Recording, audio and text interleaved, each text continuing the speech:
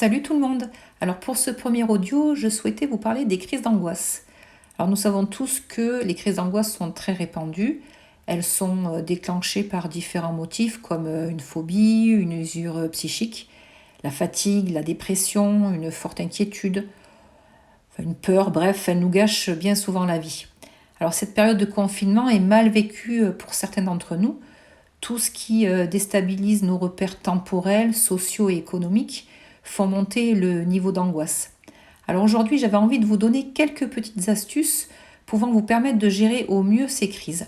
Alors bien entendu, je ne vais pas vous parler des angoisses qui persistent depuis des années, avec un degré de souffrance élevé et qui nécessitent une consultation et un suivi médical, mais je vais vous donner quelques petits trucs pour apprendre à gérer et réduire les troubles les plus légers d'anxiété. Alors tout d'abord, je vais vous parler de fleurs de bac, puis de phytothérapie et enfin on finira avec la respiration que nous mettrons d'ailleurs en pratique à la fin.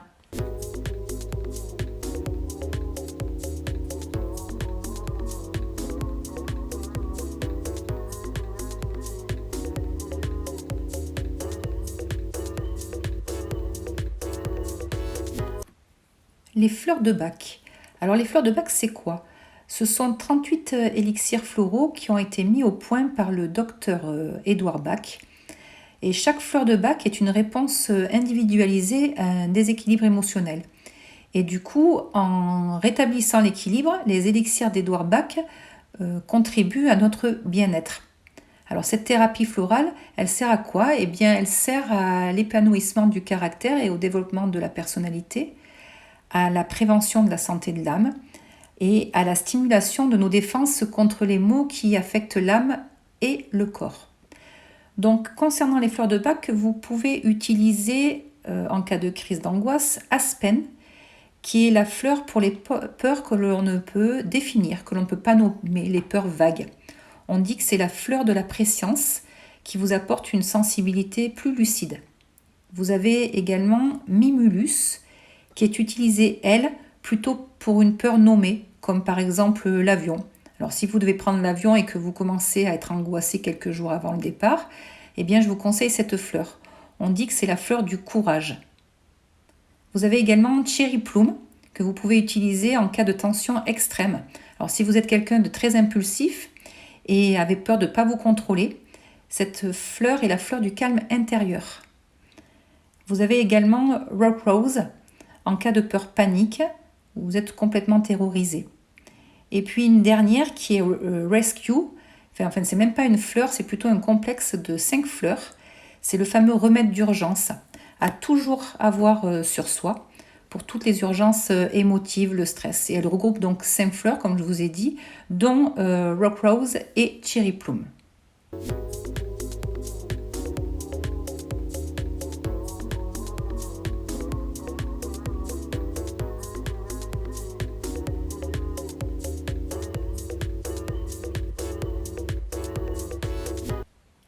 La phytothérapie ou la thérapie par les plantes.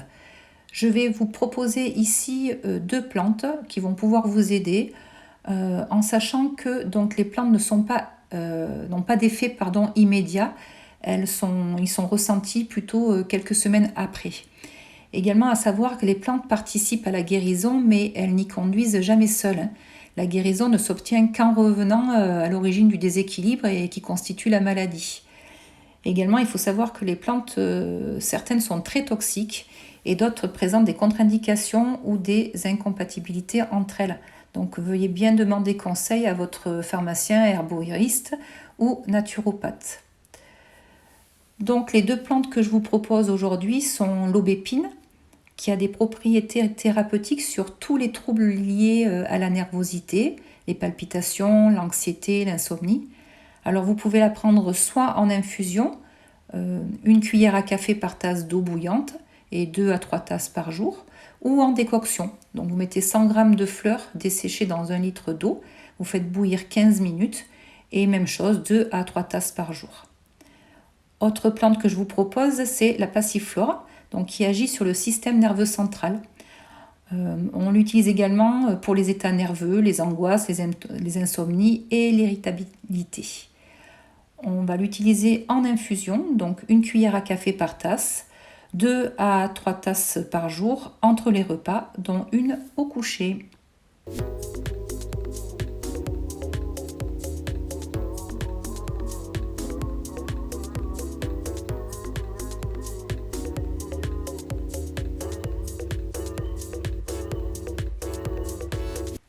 La respiration. Alors la respiration est essentielle lors d'une crise. Elle peut nous aider à stopper la crise d'angoisse et retrouver le calme. Une respiration trop rapide va provoquer une hyperventilation et aggraver l'état de stress de l'organisme.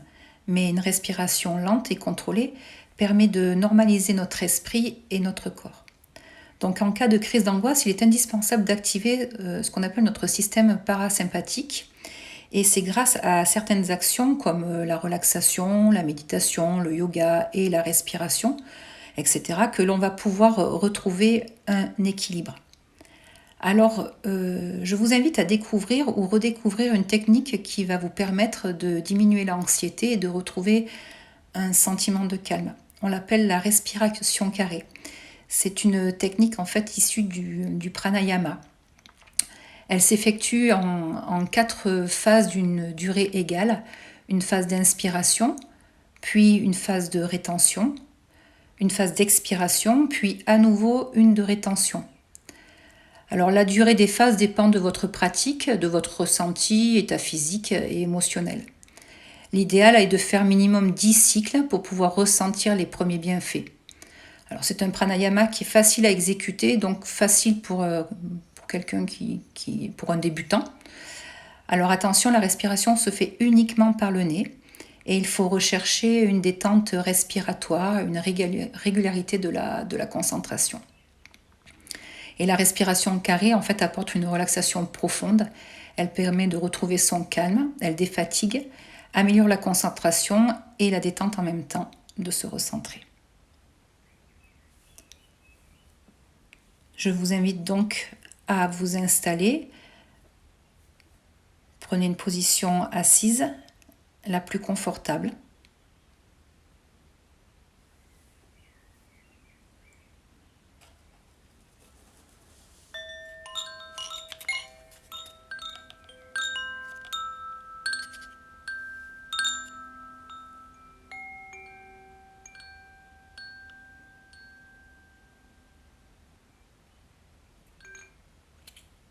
Une fois que vous avez trouvé la position qui vous convient le mieux, vous allez fermer les yeux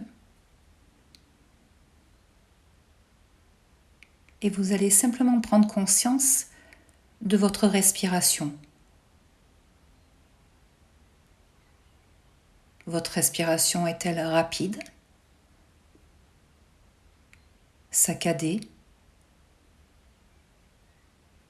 lente? Portez-y votre attention, mais sans la juger.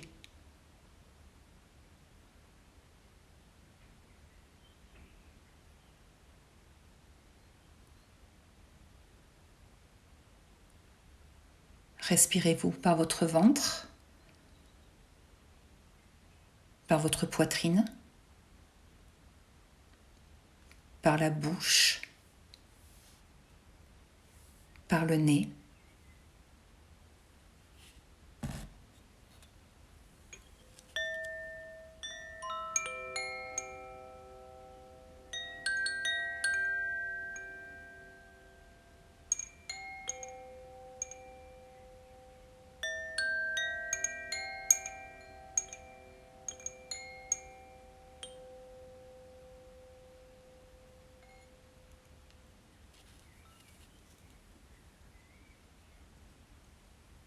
Puis commencez à inspirer par votre nez, puis expirez par votre nez.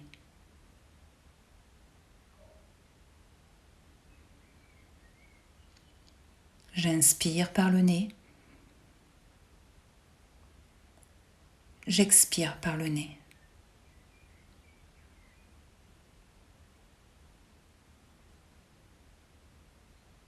Maintenant, je voudrais que vous preniez conscience des mouvements de votre ventre à l'inspiration. comme à l'expiration.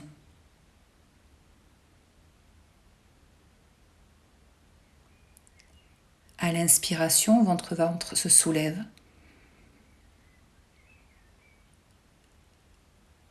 À l'expiration, ventre-ventre s'abaisse.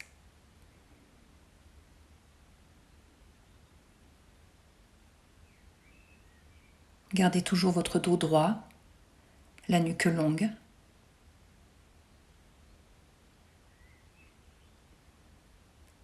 Si vous souhaitez poser vos mains sur le ventre, faites-le. J'inspire par le nez, je gonfle le ventre. J'expire par le nez, le ventre se rentre.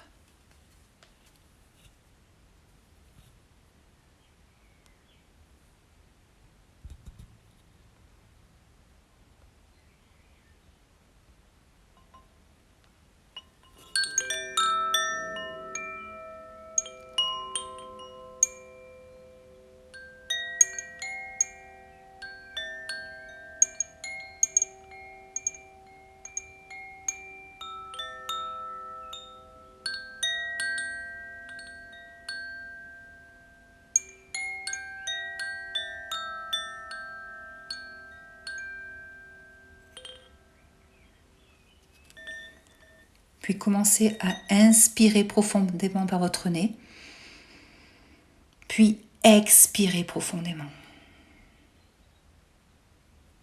Encore une fois, inspirez profondément par votre nez, puis expirez profondément. Une dernière fois, j'inspire profondément par le nez, j'expire profondément par le nez. À présent, vous allez inspirer en comptant jusqu'à 4. 1, 2, 3, 4. Puis bloquez, poumon plein. 1, 2, 3, 4. Et expirez. 1, 2, 3, 4. Retenez. 1, 2, 3, 4. Et inspire. 1, 2, 3, 4. Retenez. 1, 2, 3, 4. Expirez par le nez. 1, 2, 3, 4. Retenez. 1, 2, 3, 4. Et continuez ainsi à votre rythme. Toujours calme. Une respiration fluide.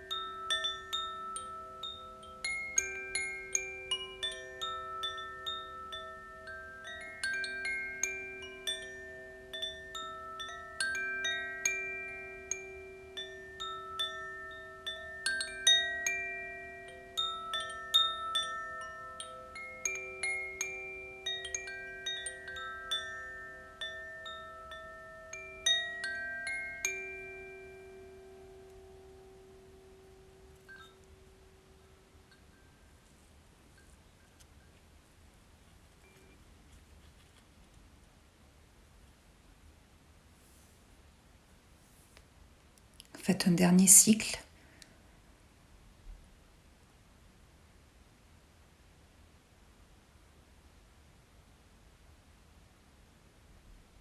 Puis retrouvez une respiration normale. Votre respiration.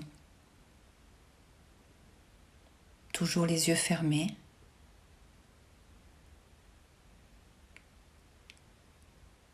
calme. Les épaules basses, relâchées.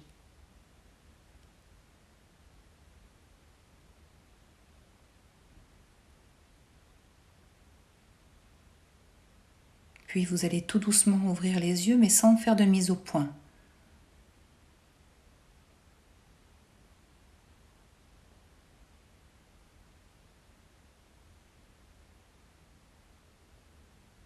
Soyez juste là, présent, ancré. Soyez attentif à ce que vous ressentez dans votre corps, dans votre esprit.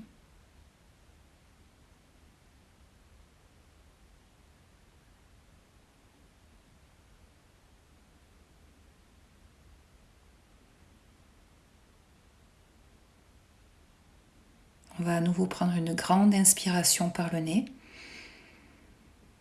puis expirer par le nez. Encore une fois, inspirez profondément par votre nez, puis expirez par votre nez. Voilà pour la respiration carrée. C'est donc une respiration assez facile à faire, que vous pouvez faire à n'importe quel moment de la journée. Si vous vous sentez stressé, vous sentez une angoisse monter.